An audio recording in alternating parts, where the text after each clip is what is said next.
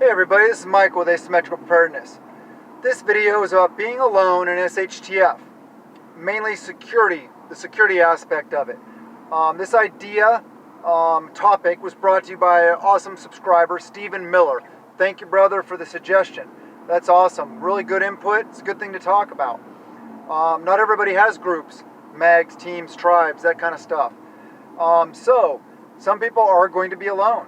I hope you're not. I hope that you have at least family or at least, neighbors or a good friend or something like that. Hopefully you're at least a couple people.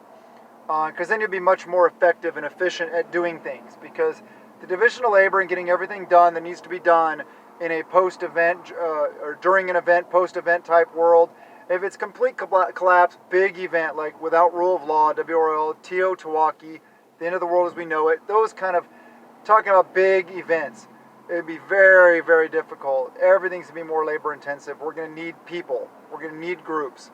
And that's something that those kind of things would also form post-event.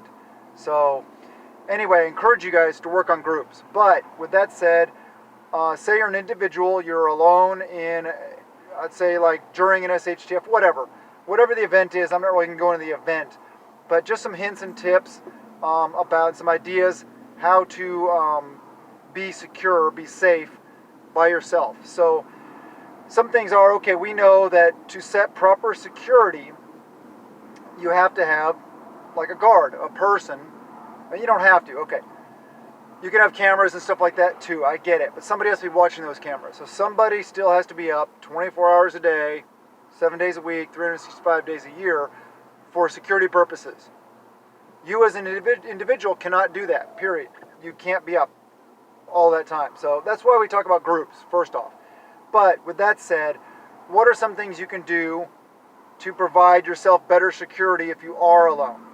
Well, if you're in a structure, meaning a house, a home, any kind of structure, whatever it may be, you can do simple things like lock the doors, bar the windows, plywood the windows, brick the windows in, sandbags, lots of different security features. I've talked about that in other videos. I talked about that in apartment security or physical security. I forget what I called the video, but I have talked about that in probably many different videos, different ideas. You can also use sensors. I've talked about that in videos also. I did a pretty good video actually on Patreon about that video. About some of the security measures that you can put in place that'll help you be more secure and help you perform or help your security system and overall situation be much more effective. So if you want to, you can go check that out. If not, I'll talk about some stuff here. Anything that you can think of and that you can do to mitigate any kind of threats that there may be. And we're all in different areas. I get it. I'm in a heavily wooded western Washington. I'm not in the desert of Arizona or the high desert or whatever you want to call it. I do not have wide open spaces like you may have in Kansas or Texas or lots of different places in the United States. So we all have to look at things a little bit differently. You can use sensors like motion sensors, different kinds of alarm systems on your perimeter that you can have tied into a setup in a situation where you can hear them go off. So you're alerted if somebody's on your perimeter, trying to break through your perimeter or your door or breaking in your window. In SHTF, I have a feeling that we're probably everybody, whether you're alone or in a group, we're going to be sleeping a lot lighter. Because we're going to be more wary, more worried, stuff like that. So security, obviously, you got to have, the way I look at it is you got to have a firearm. You got to have ammunition. You got to be able to, you got to have the training. You got to have the ability to employ a weapon system to defend yourself. Are there other ways? Yes, there are other ways. Crossbows, bows, spears, swords, knives, hatchets, lots of different things. Axes, tomahawks, stuff like that. But those aren't really that effective.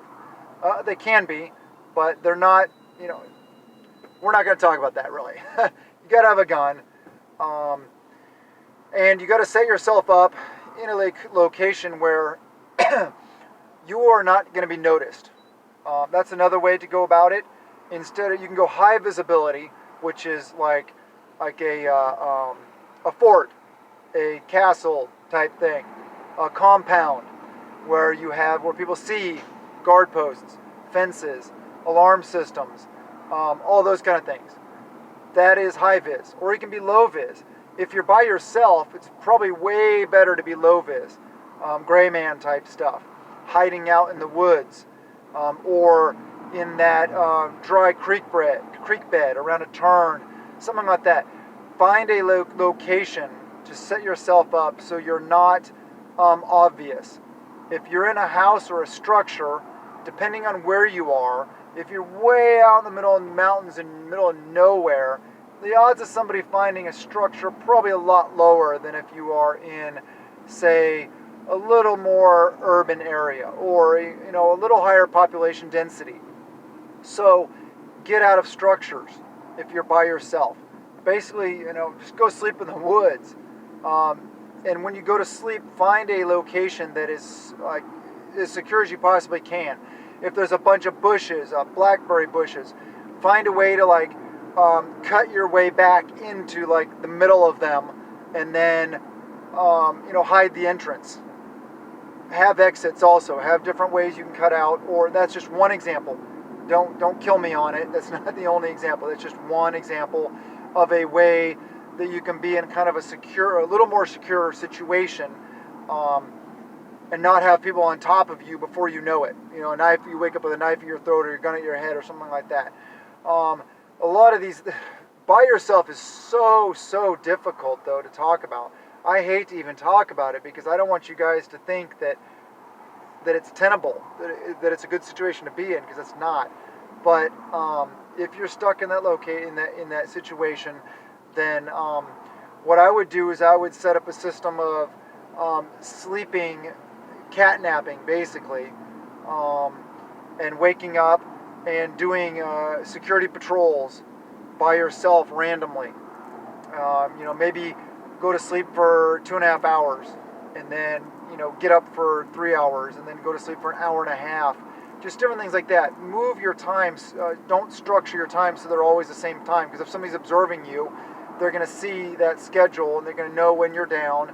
They're going to know when you're coming out of there. They're going to see where you're at, stuff like that. They may still see that. If you're being observed, they may still see where you're at. So that's what I talk about, multiple ways in and out of the location of where you're doing your sleeping. And or move locations. Don't stay in the same location too long.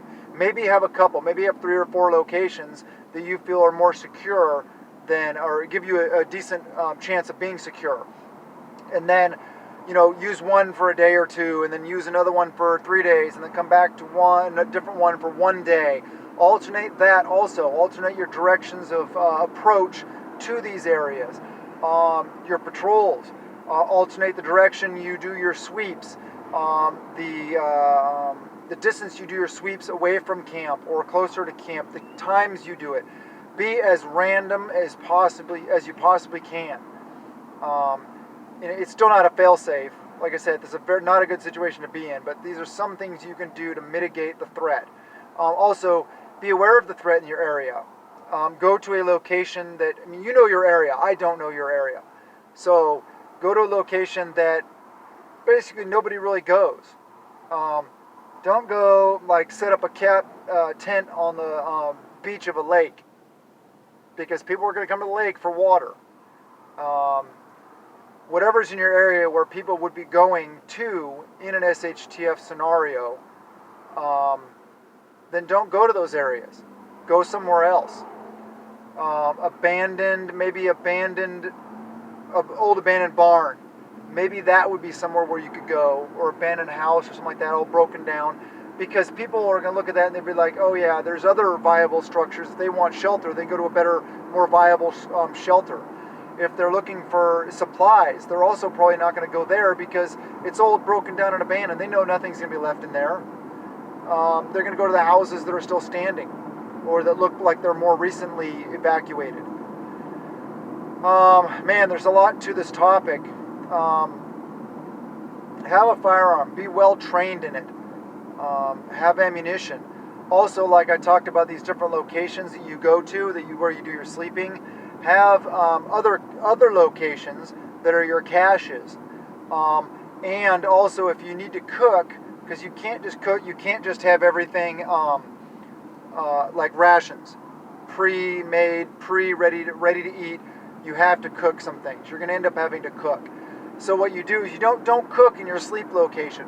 Cook somewhere else, and learn about different fire techniques, like pit fires, different styles of fires that lessen the smoke signature, the light signature, all this stuff from making a fire. Or if you have access to a little propane stove or something like that to mitigate some of those things. But propane's limited, so just think about that. But yes, so eat, do all the things okay. The sleep location should be only a sleep location. That's the only thing you do there. You don't go to the bathroom around it. You go away from it a ways to go to the bathroom. Also randomize that. Don't use the same place, over and over and over. Randomize your cooking locations. Change it up. Being mobile probably would be the best thing for an individual. Like I said, multiple sleep locations, multiple cooking locations, different things like that, and then mix them up. And on your patrols, be ever advancing, widening the search so that you can identify other locations and then add those to your mix and then drop one off. And then maybe moving in a direction that you want to travel or end up. Slowly working your way in a certain direction, that where your ultimate goal is.